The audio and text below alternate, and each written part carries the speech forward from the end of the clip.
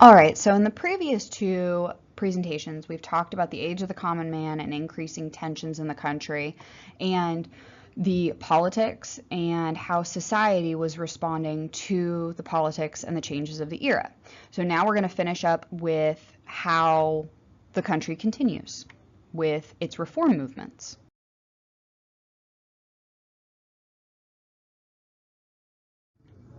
So yeah, part two of society, culture, and reform.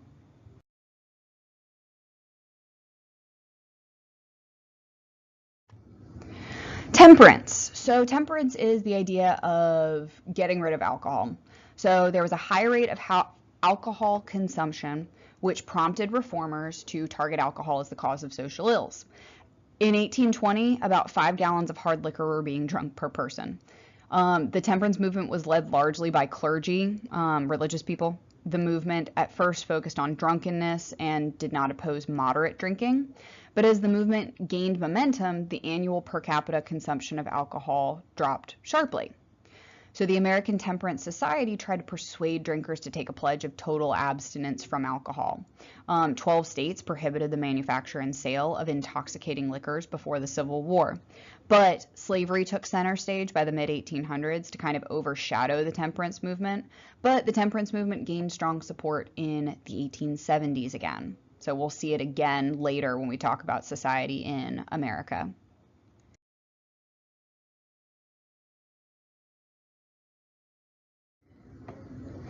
So this image is the drunkard's progress. Step 1 is a glass with a friend. Step 2 is a glass to keep the cold out. Step 3 is a glass too much. Step 4 is drunk and riotous. Step 5, the summit is attained. They are a jolly companion, a confirmed drunkard. Step 6 is poverty and disease. Step 7 is forsaken by friends. Step 8 is desperation and crime. And step 9 is death by suicide. It's a lovely image, but this was this idea of we need temperance to prevent this process.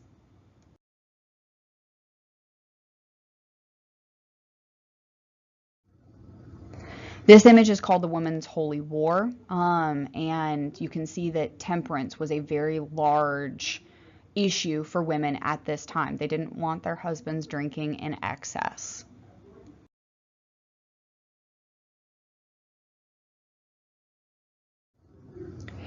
Public asylums. So the theme of this was structure and discipline would bring about moral reform. Mental hospitals were largely pushed by Dorothea Dix. Dix went on a public crusade to draw attention to the horrible treatment that she witnessed mentally ill people experiencing. They were locked up with convicted criminals in unsanitary cells. So she went through this crusade to make it better. And in the 1840s, state legislatures started to create new mental hospitals or improve the existing institutions for mental patients to begin receiving professional treatment. Dorothea Dix also discovered that people were placed in prisons for debt, people were subjected to cruel punishments, and children were not treated any differently than adults. She is essentially responsible for eliminating the sentencing for debt, ending cruel punishment, and getting states to establish juvenile court systems. You also have the creation of schools for the blind and deaf. They were founded specially for people with physical disabilities. Gallaudet founded the School of the Deaf, which is up in DC. Dr. Samuel Gridley Howe founded the School for the Blind. Prison reformers also focused on placing prisoners in solitary confinement to force them to reflect on their sins and repent. This experiment got dropped because of the high rates of prisoner suicide. Pennsylvania led prison reform with penitentiaries taking the place of crude prisons. So you do see a rise of a reform movement of prisons and mental hospitals and schools for people who need a little extra help during this time.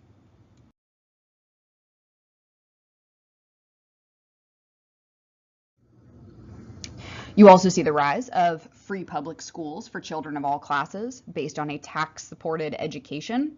Middle-class reformers called for this tax-supported education, arguing to business leaders that the new economic order was needed, or that it needed educated workers. And a well-informed, well-trained citizenry was considered one of the basic premises of a republic. So obviously, public education would fall into that. Horace Mann was a leading advocate for the common public school movement in Massachusetts. He created a state board of education that adopted a minimum length school year.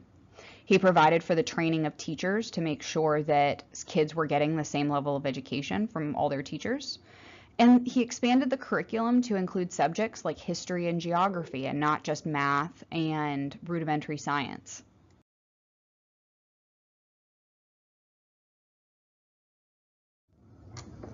By the 1850s, the number of schools, attendance figures, and school budgets had all increased sharply. It was no longer something just for the rich. School reformers enjoyed their greatest successes in the Northeast and the least success in the South. Southern planters opposed paying taxes in order to educate poorer white children. And during this time, you also see educational opportunities for women expanding. In 1833, Oberlin College in Ohio became the first co-educational college for men and women. And 4 years later, the first all-female college was founded, Mount Holyoke in Massachusetts.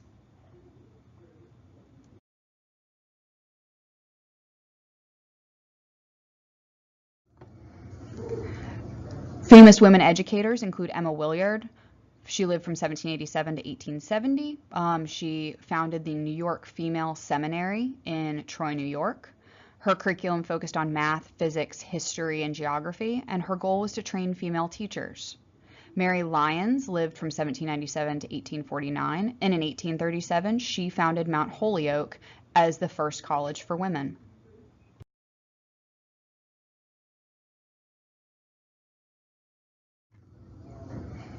So a picture of early 19th century women: they were unable to vote, they had the legal status of children.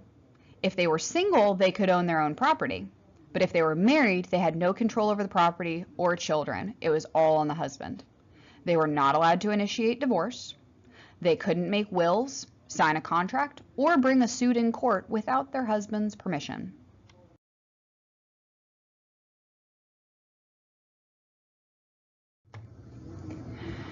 So the idea of the Republican motherhood evolved into the cult of domesticity. This idea came from a treatise on domestic economy written by Catherine Beecher in 1841. She was a leader in the education movement, and this became the leading handbook promoting the cult of domesticity. Women should be trained in the domestic arts, like managing a kitchen, running a household, and nurturing the children. So this cult of domesticity said that the women's sphere was in the home because it was a refuge from the cruel, cruel world outside. Her role was to civilize her husband and her family, and essentially trapped women in a sense of servitude. The Second Great Awakening inspired women to improve society and hopefully get out of this cult of domesticity.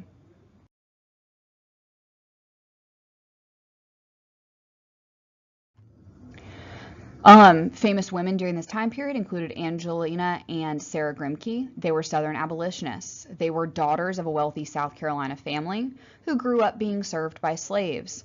They joined the Quakers after their father's death and renounced slavery. They spoke to Northern women's groups in meetings called parlor meetings, and they traveled widely speaking to audiences of both men and women. They had to be reminded that they were subordinate to men in both the North and the South, and they didn't quite like that. Lucy Stone founded the American Women's Suffrage Association, and she also edited the Women's Journal.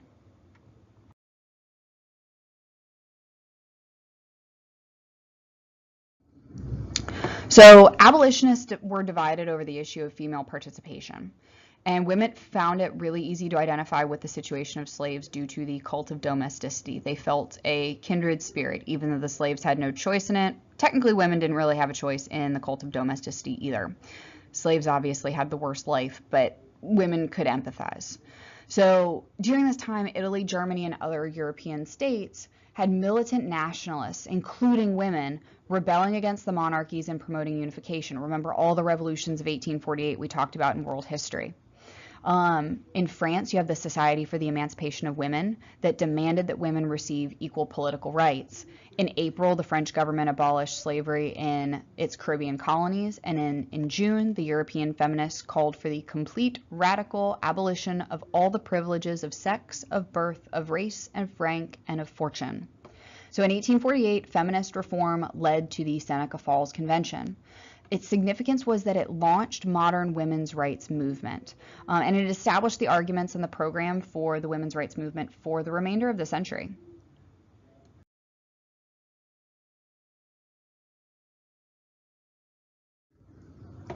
So in 1840, you've got this split in the abolitionist movement over its women's role in it. In London, the World Anti-Slavery Convention is going on. Lucretia Mott and Elizabeth Cady Stanton decided to start the Seneca Falls Convention and created the Seneca Falls Declaration of Sentiments.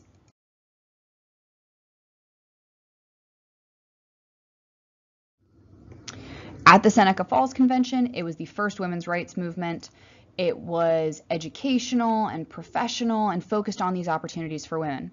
They wanted property rights for women. They wanted legal equality for women. They wanted to repeal laws that awarded the father custody of children in divorces. And they wanted the right to vote.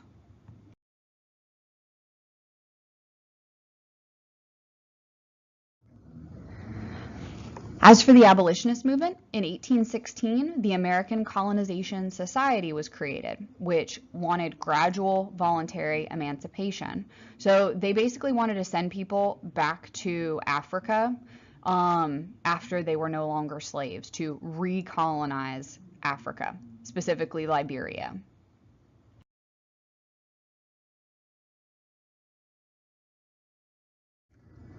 Their goal was to create this free slave state in West Africa, and there was no real anti-slavery sentiment in the North in the 1820s and 1830s. They had really other things to worry about other than the abolition of slavery that was kind of far out of their minds because it was out of sight, out of mind. It was mostly in the South. They didn't really see slaves all the time.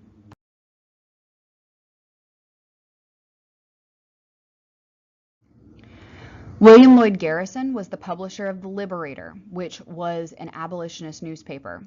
He hated gradual emancipation, and he wanted immediate end to slavery all at once, right then and there. He advocated for racial equality, and he argued that slaveholders should not be compensated for freeing their slaves. He saw slaves as human and not as property.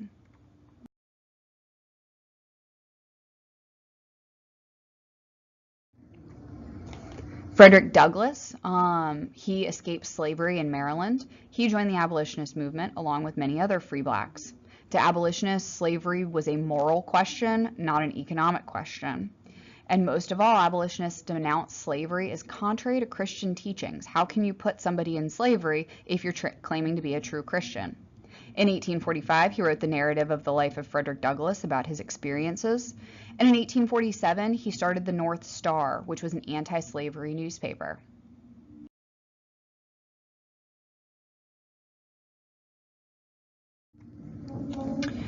David Walker, his father was a slave and his mother was free, therefore he was free.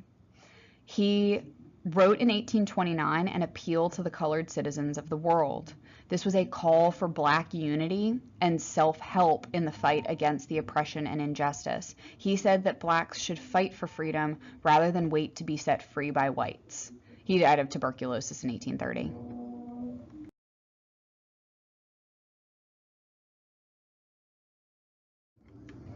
Sojourner Truth was born into slavery in New York as Isabella Baumfree, but she escaped with her infant daughter in 1826. She then went to court to recover her son in 1828, and she became the first black woman to win such a case against a white man.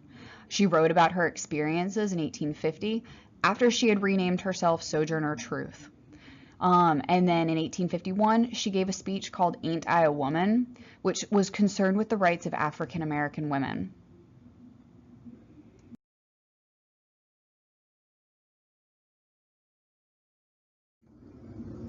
You can see the growth and spread of slavery from 1790 to 1860 in this map.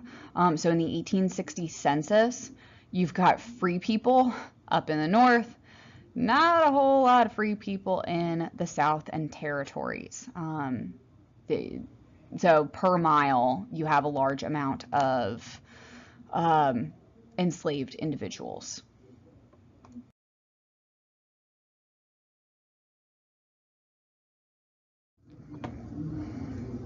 As part of the abolitionist movement, Congress passed a gag rule, which said nothing concerning slavery could be discussed in Congress. Anti-slavery petitions were not read on the floor of Congress because of the gag rule.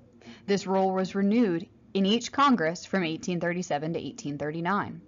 In 1840, the House passed an even stricter rule, which refused to accept all anti-slavery petitions. Finally, on December 3rd, 1844, the gag rule was repealed, but you're looking at almost 10 years of not being allowed to talk about anti-slavery. You can see in the map on the side, anti-slavery petitions to Congress from 37 to 38. You've got a large amount of female signers of those petitions and a focus in the North.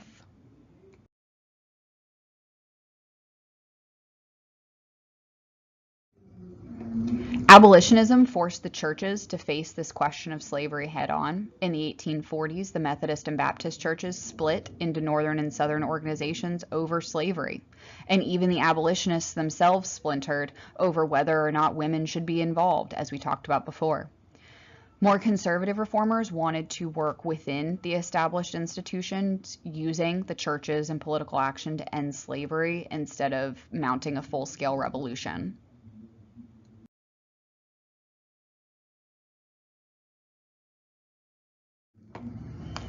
The American Colonization Society pushed for this release of slaves and their return to Africa. Some Northerners supported this because they believed that blacks should be separate from whites. Just because they wanted abolition of slavery didn't mean they weren't racist. And some Southerners supported colonization because they would ship away the free blacks and the free blacks wouldn't influence the slaves. In the end, 1,400 African Americans go to Africa and colonize Liberia again. And we'll talk more about abolition in the next unit.